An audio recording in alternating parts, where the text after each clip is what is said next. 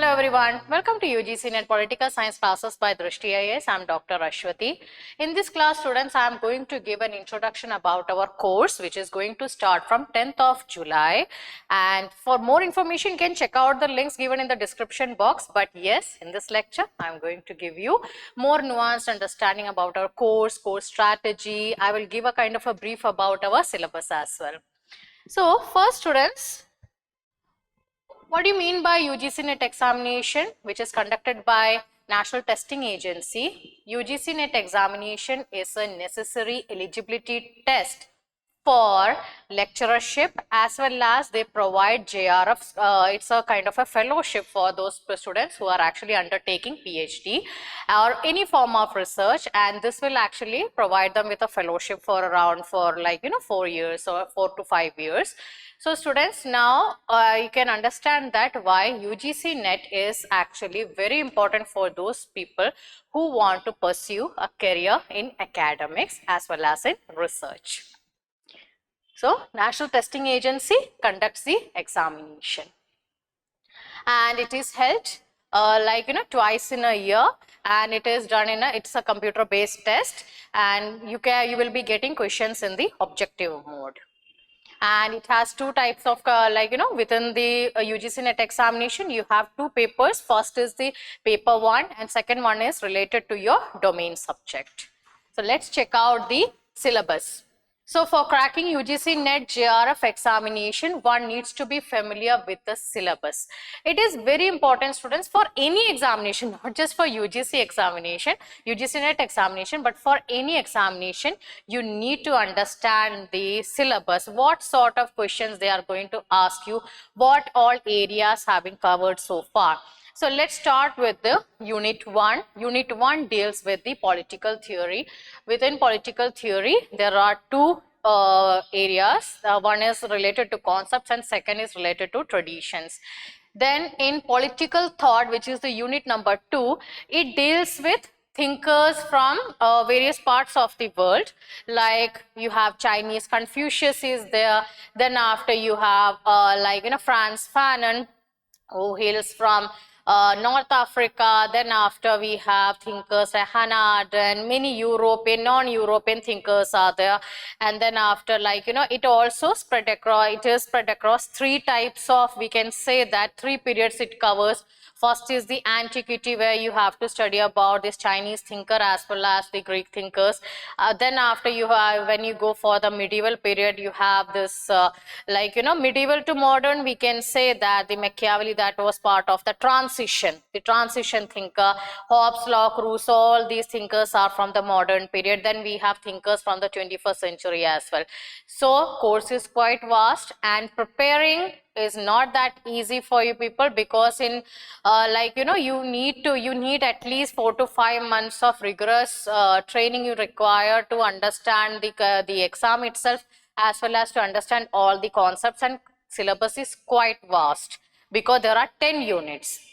So this is all about the second unit. Then after, in the third unit, that deals with the Indian political thought. Here we deal with all the political thinkers from our country, ancient, medieval, as well as modern political thinkers. In the ancient, we have Dharma Shastra, which is a concept basically. Dharma Shastra, part of the Hindu political thought.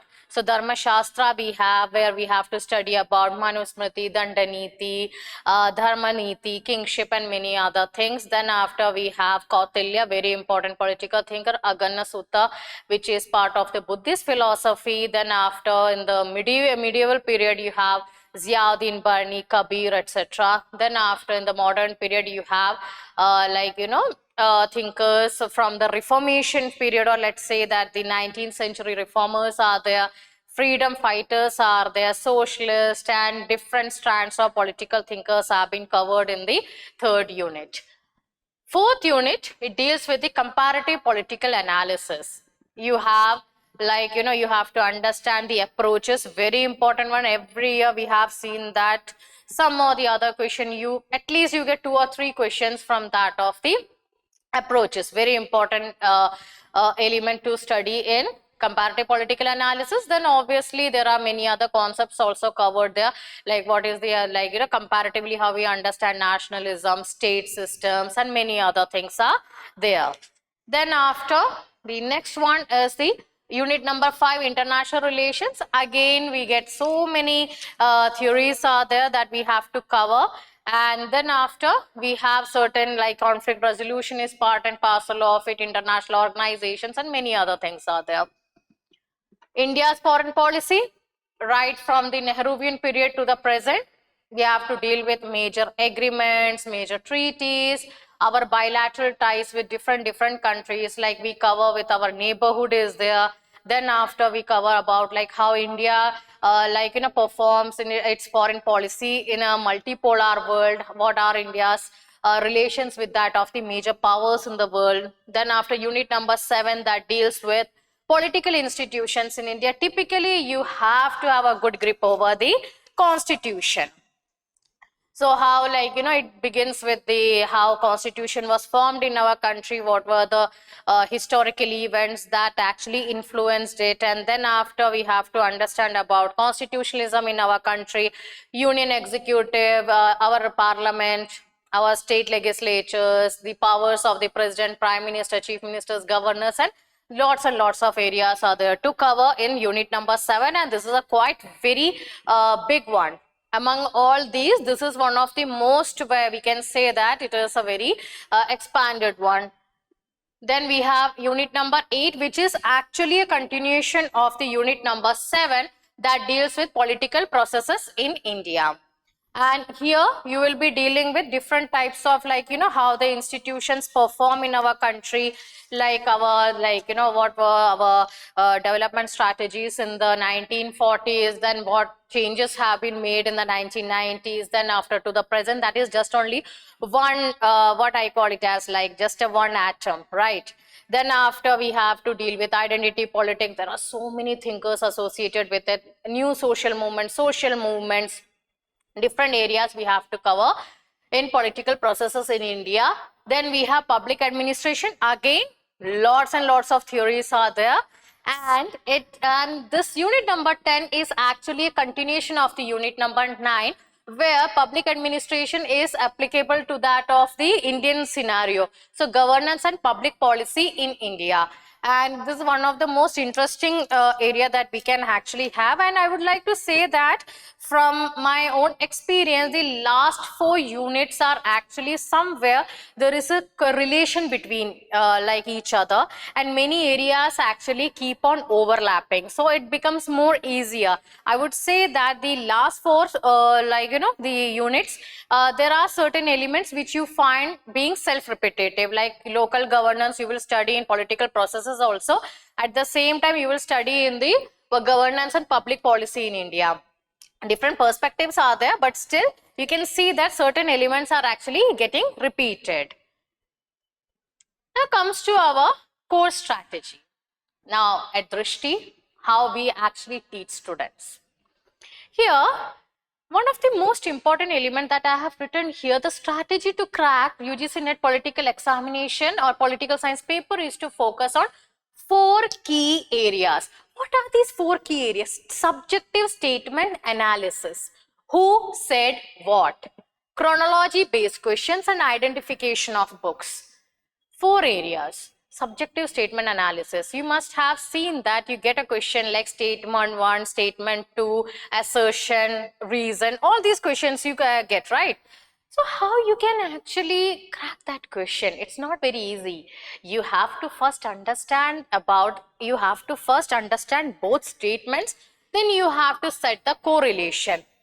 For that, what you require most is a clarification about the concepts, events, and various areas that are given there. Okay, in the syllabus, who said what? They give you a kind of a phrase like, who said possessive individualism? C.B. Macpherson. Who said creative destruction? Schumpeter. So you have to understand that who said what. And here at Drishti, we have this tendency we in our course, we actually teach about each and every concept and phrases, who said what. subjective statement analysis is done, so that we give actually very clear clarification about the concept, so that students won't have any problem in cracking such questions. Then we have the chronology based, like I always prefer to provide a chronology about the events, historical events, what events actually influence this thinker. Like for Thomas Hobbes, you have this English Civil War was there, like that. Then after, you have identification of books. Every time you get 2 or 3 questions or 4 or 5 questions related to identification of books from each and every unit.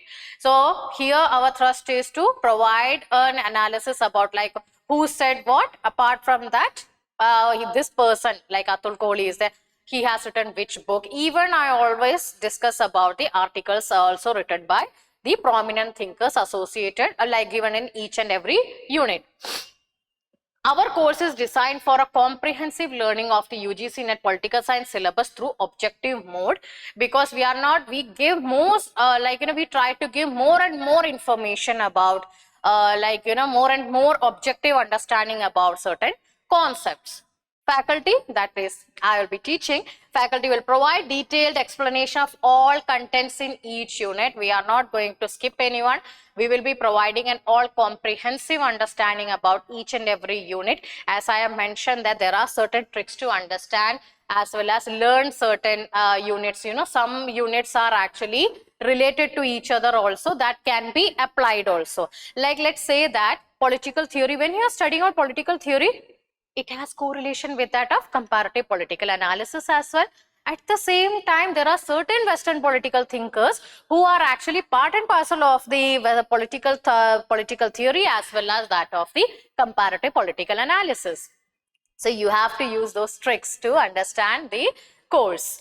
Then after discussion on last year's questions, after completion of each unit, like we have 10 units. After completion of each unit, I'll be providing, like we will have a kind of a class on previous year's question paper discussion. At least like we will be covering a very large vast area, and we will be discussing about the questions like possible questions, what trends have been there, what sort of questions will be asked, and what questions can be asked in future as well. So these are all the important elements about our course strategy. So you can just understand it here. These are the 4 key, I would say that these are the 4 key tricks where you can actually crack the question paper. It's very easy, students, not very difficult, but yes, you need thorough revising, as well as we are here to help you people. So students, that's all. See you in another class. Bye.